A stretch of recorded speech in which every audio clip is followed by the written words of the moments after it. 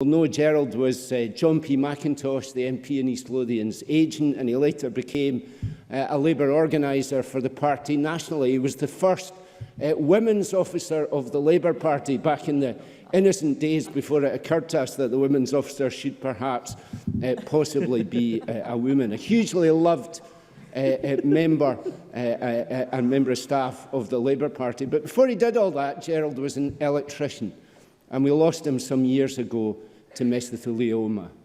But you know, you don't have to have been 40 years on the tools to suffer from this disease. Another constituent I knew well for a short time, Jim Anderson, was a teacher in my constituency for many, many years. But as a student, he had spent one summer labouring on the construction of Cockenzie Power Station, and 45 years later, mesothelioma came back and took him too. And in a blog that Julie wrote, I think just in the past few days, she said something which I think was very important about her dad and her uncle, that all they did was go to their work. They didn't do anything wrong, they just went to their work. This was a disease that they didn't inherit from their parents or grandparents. They didn't catch it from their neighbours. They didn't do it to themselves by drinking or smoking. Those who suffer from this disease simply went and built the power stations, the ships, the factories, and the homes that we all wanted. They did that to provide for their family. They did the right thing and paid a terrible price. And this is probably nonsense, but it's always seemed to me that this is a disease which takes the biggest men. I know it's not only men, but it seems to me that it picks out those men who have particularly the most life about them.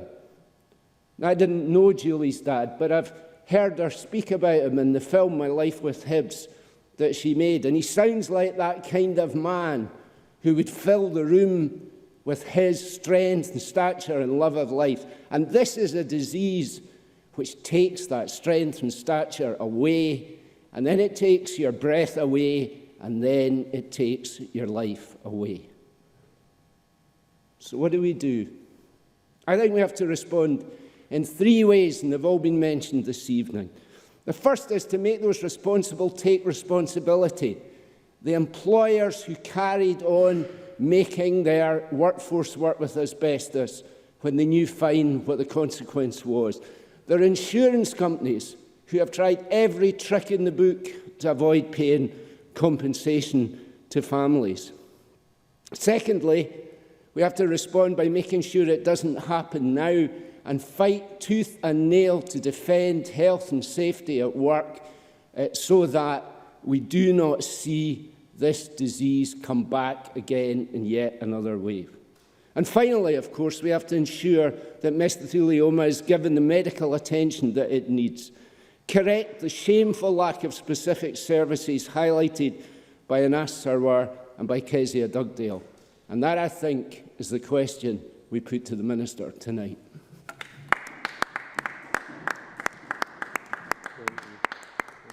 I now call on Aileen Campbell to respond to the debate. Around 7 minutes, please, Minister.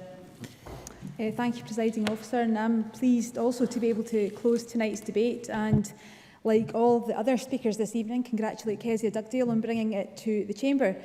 And also would like to put on record my welcome to Julie Roberts and her family to the Parliament and pay tribute to the family for what they've done in honour of Gordon and Jim to campaign for the improvements they feel is necessary to ensure that their lives haven't gone in vain and their untimely deaths can ensure improvements for others across our country. Members have talked about the impact this condition has had on their constituents, tragically cruel in so many ways, and many of whom have contracted the disease simply by going to work, or the partners who have contracted secondary mesothelioma through simply washing overalls. And like the motion states, I also pay tribute to the campaigners, the trade unions and the charities who have done so much to support those with mesothelioma who have brought about the improvements or changes needed and who have raised awareness of the condition. I also welcome the report by Mesothelioma UK's publication and their strategy aims seeking to make further improvements to care and support across the UK for those who contract mesothelioma, including raising the profile of it to prevent future cases of asbestos-related disease. And we recognise the work carried out by a host of other organisations, in addition to Mesothelioma UK, such as Clydeside Action on Asbestos, Tayside Action and Clydebank Action, who as Stuart McMillan pointed out, provide advice and support to people with asbestos-related disease. And also in the case of Clydeside Action on Asbestos, provide resource, as Stuart also mentioned, to GPs and doctors about the wider implications of this cancer. And it's on that theme of our wider approach to cancer that I want to make my remarks. We all know and recognise that progress has been made on treating cancer and survival rates. And this is largely thanks to the hard work and the endeavours of those who work across the NHS delivering our health and social care services. But we also know that there is room to do far more, particularly in cancers that have an unfortunate link to deprivation, or in this case, in terms of mesothelioma, cancer caught through industrial work. And in March of this year, the Scottish Government unveiled its Beating Cancer Ambition and Action Strategy, which serves as a blueprint for the future of cancer services in Scotland. And while the cancer strategy, as many have made reference to tonight, did not specifically mention mesothelioma, this should not be taken for a moment as a sign that improving the outcomes for people with mesothelioma have not been considered. The Scottish Government is acutely aware that early detection of all cancers, including mesothelioma, is crucial. The earlier that cancer can be diagnosed, the better the chance of a more positive outcome. And the cancer strategy will deliver £100 million worth of investment over 5 years to improve the prevention, the detection, diagnosis, treatment and aftercare for all those affected by cancer. And this will have a positive impact on all of those affected by cancer, including those with a confirmed diagnosis of mesothelioma. But of course, we will again consider the implications of the Mesothelioma UK report within that wider context of that wider strategy, and also look at what lessons can be considered within the context of the current waiting times work. Can I just, because I will give way, mesothelioma, though, for the benefit of the members, is under consideration for extending tumour audit for cancer waiting times, and I'll make a commitment to update members who have expressed an interest tonight on how that audit process goes. Kezia Dugdale. Thank you. Can I welcome the Minister's investment in the cancer strategy and also specifically her remarks about early detection and how important that is. I therefore wonder if tonight she could commit to a public marketing campaign focused on people who are exposed to asbestos, so we can make sure that those people in those communities exposed to asbestos do get the early detection that could save their lives. Aileen Campbell. Like I said, I'd committed to making sure that the strategy took on board the implications and the recommendations and the strategy aims of the Mesothelioma UK report, and will again, continue to engage with other members who have expressed an interest in this to ensure that we get that right for people who might have or potential to have mesothelioma or asbestos-related diseases, and we'll do that within that wider context of that £100 million investment.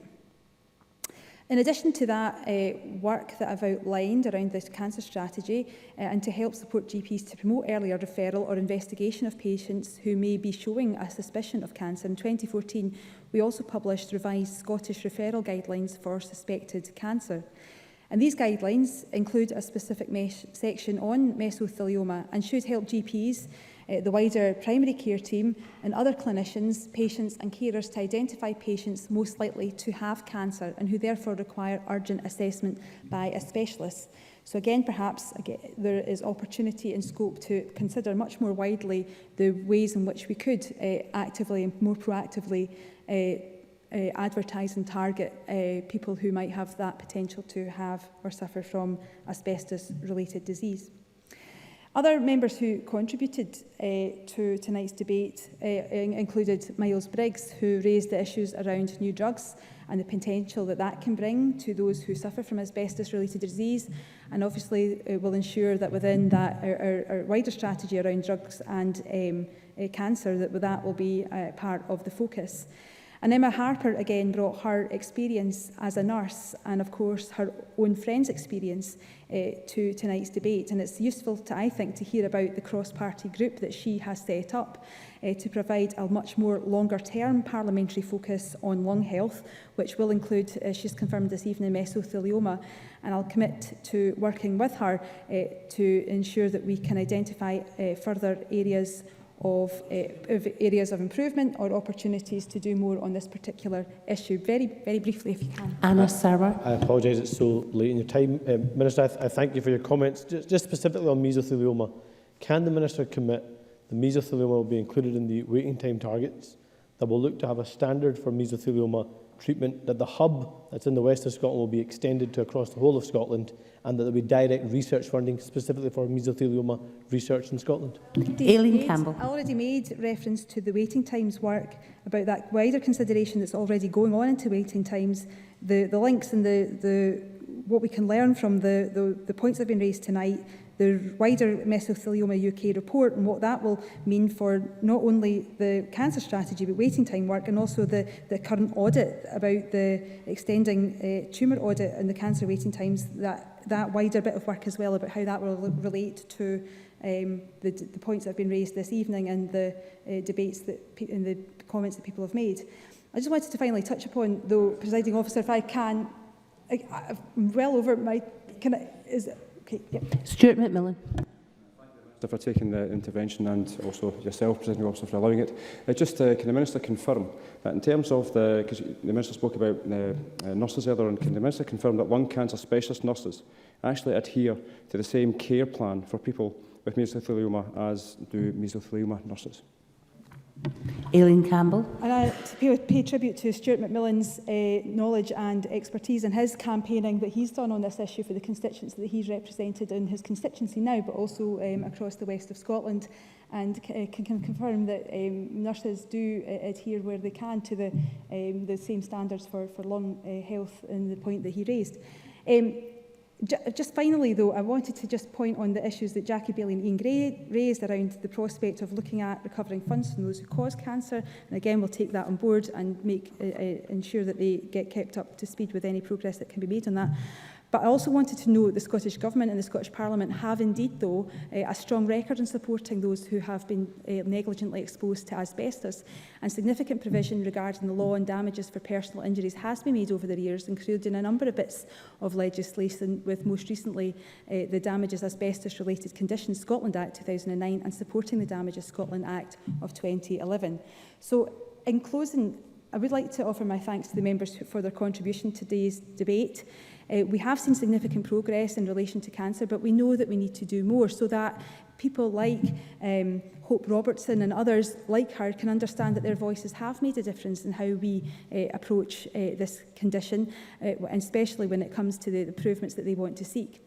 The cancer strategy will assist with this, but it will require us to work together and collaboratively with third sector organisations, with charities, with trade unions, with other members who've expressed an interest in tackling mesothelioma and other asbestos-related conditions that are unfortunately far too prevalent across our country. Ian Gray reminded us of the importance to get this right for people who are suffering asbestos-related diseases, because they've only got it because they went to their work. So we owe it to them to do what we can to raise awareness and to make the improvements needed to ensure that we can have a better story to tell going forward. We've come a long way, but there's absolutely room for improvement. So thank you. I close this meeting.